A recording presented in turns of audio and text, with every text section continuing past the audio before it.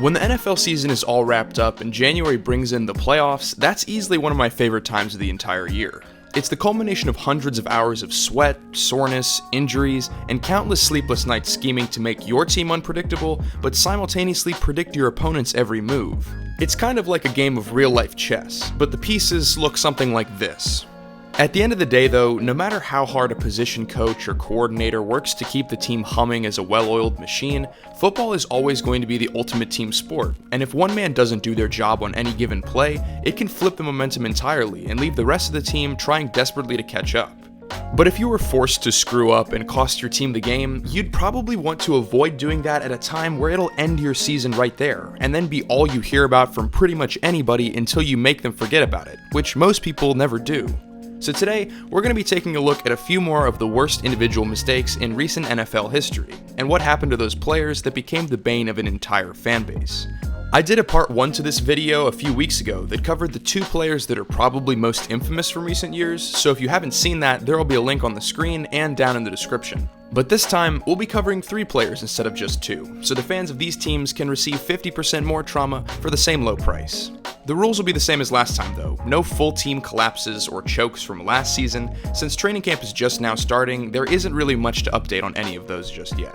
But without further ado, let's jump right into one of the most painful memories in all of playoff history. This is the 2015 NFC Championship game, just 4 quarters separating the Seattle Seahawks and Green Bay Packers from making it to the Super Bowl. Behind an MVP winning season from quarterback Aaron Rodgers, the Packers were hopeful to finally make it back to the big game after years of coming up short in the divisional and wildcard rounds. But today, against the defending Super Bowl champions, things have gone from beyond excellent to a little too close for comfort. Though the Packers came out strong out of the gate, building a 16-0 lead at the half, the Seahawks clawed all the way back to make it 19-14 on a recent touchdown drive from Russell Wilson. But despite the fact that the game was now within reach, there were only 2 minutes and 9 seconds remaining, meaning the Seahawks' only hope really was to successfully convert an onside kick. Though this had been a star-studded matchup involving 2 of the best rosters in the NFL, the star of this particular show, if you can even call him that, is about to become a household name for all of the wrong reasons. Green Bay tight end Brandon Bostick was an underdog with the opportunity of a lifetime, signing as an undrafted free agent after playing college football at Newberry, a Division II school. He spent a whole year on the practice squad before making the jump to the final 53-man roster, and despite the fact that he didn't really have a role in the offense, he was present on nearly half of all special team snaps through the 2014 season. So in this scenario, he knew exactly what to expect. His job was to throw a block so all-pro wide receiver Jordy Nelson could pull down the ball and the Packers could drain the clock away and punch their tickets to Super Bowl 49. But if that had happened, well, we wouldn't be here. Instead of doing his assigned role, he tried to act out of instinct and end it right there. So he jumped for the ball, but instead of coming down with it, it clanked off his helmet and the man he was assigned to block plucked it out of the air and allowed the Seahawks to get back on the field and take the lead. Despite some late heroics from Rodgers to eventually send the game to overtime, the Packers would fall short, and Bostick would have to retreat to the locker room in what was no doubt the darkest moment of his entire football career. The Packers' postseason run, as hopeful as it had been, was now over, and just a little over a month after his NFC Championship game blunder, Bostick's time in Green Bay would come to an end as well. All he really wanted to do was make people forget about how he cost his team the most important game of his career, but unfortunately, he was never able to put the pieces together after that high profile of an error. For the next year, he struggled mentally whenever he was out on the field, unable to catch passes, and constantly the butt of jokes anytime a mistake was made, destroying any confidence that he might have built up. He continued to ride a carousel of practice squads and roster cuts, going around and around starting with the Vikings in training camp, then on to the Cardinals to close out the next season without making it onto a depth chart. He'd eventually end up signing with the Jets in 2016, and was even able to make the final roster and play in all 16 games. But while it sounds like that might have been a positive for him, it really wasn't. He ended the season ranked 51st among all 63 qualified tight ends from Pro Football Focus, and he wasn't able to renew his contract with the Jets.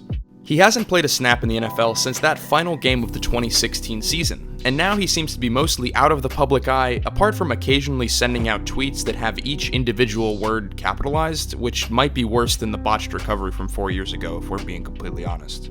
Hopefully though, he's made peace with that play so that he's able to personally move on with his life, because I know that Green Bay fans out there probably never will.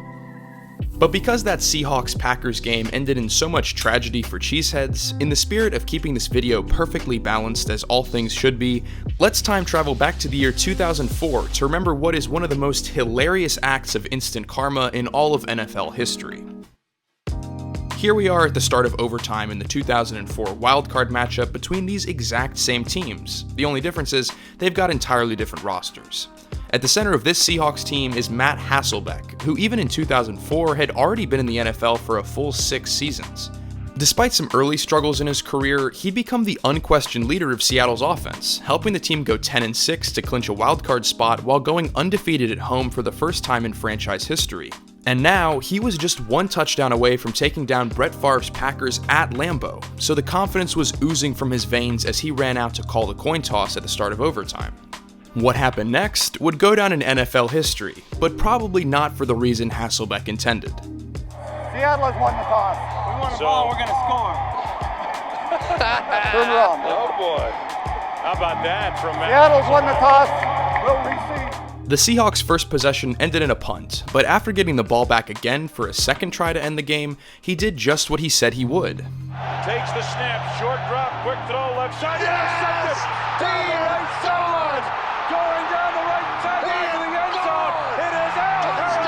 Touchdown! Dagger! Okay, technically I can't rag on Hasselbeck too much, considering that if by "we're going to score" he meant him and Al Harris of the Green Bay Packers, then he achieved exactly what he set out to do.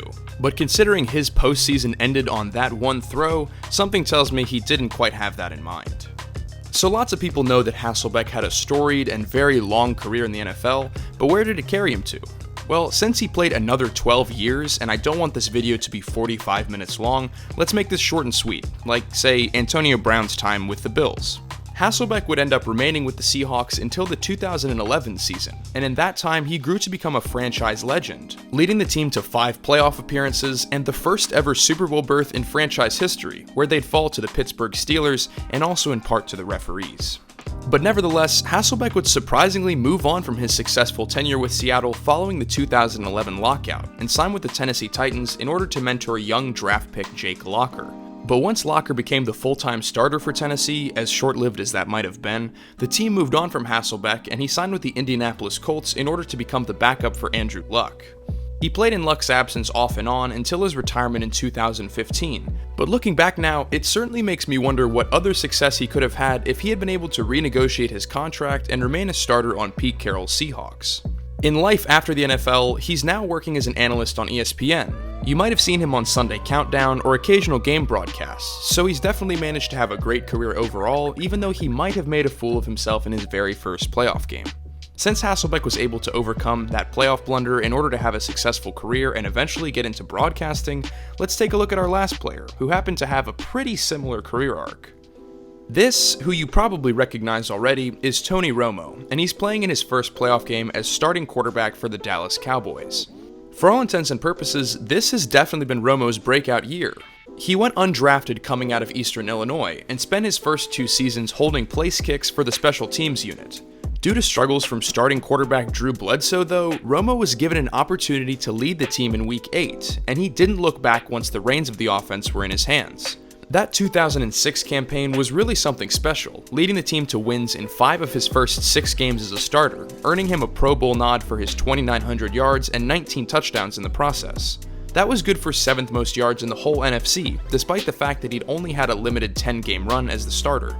Now, I don't know what they're putting in the water in Seattle or why they're in so many of these bizarre playoff finishes, but this one includes them again.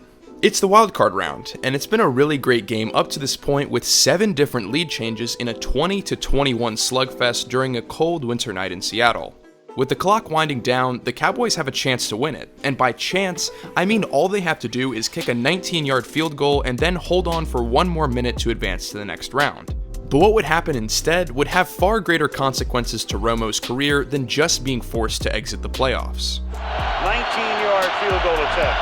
Oh, it is fumbled by Romo, and then Romo's going to run to the end zone, and he's going to get tackled by Jordan Babineau. With that tackle from Jordan Babineau at the 1-yard line, Tony Romo went from lovable undrafted underdog to the kid who cost the Cowboys their first chance at playing in the divisional round since a decade prior.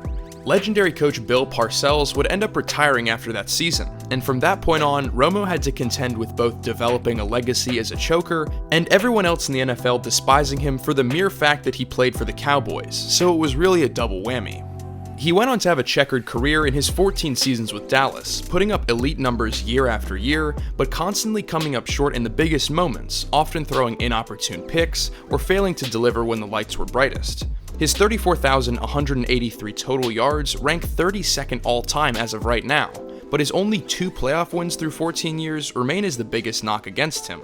He continuously failed to live up to the hype on a team that became renowned for its Super Bowl glory with the previous long-term quarterbacks that lined up under center. And when you look back at Romo's legacy, a lot of the polarizing views on him stem from the fact that he stood in the shadow of all those championship trophies that came before.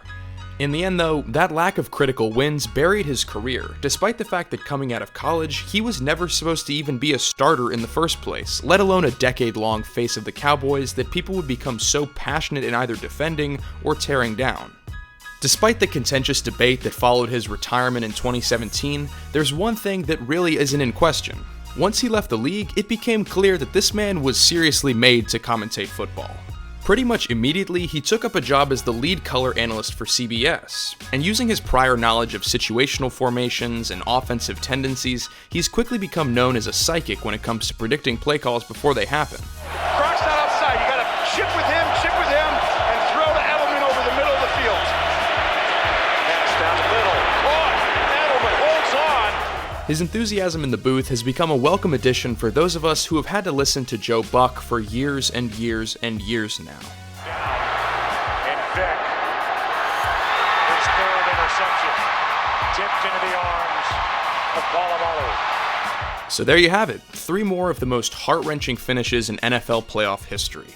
But if there's one takeaway from this video, it's probably that if you're going to watch just one playoff game each and every year, try to catch one that involves the Seattle Seahawks, because they seem to be a bit of a magnet for chaos.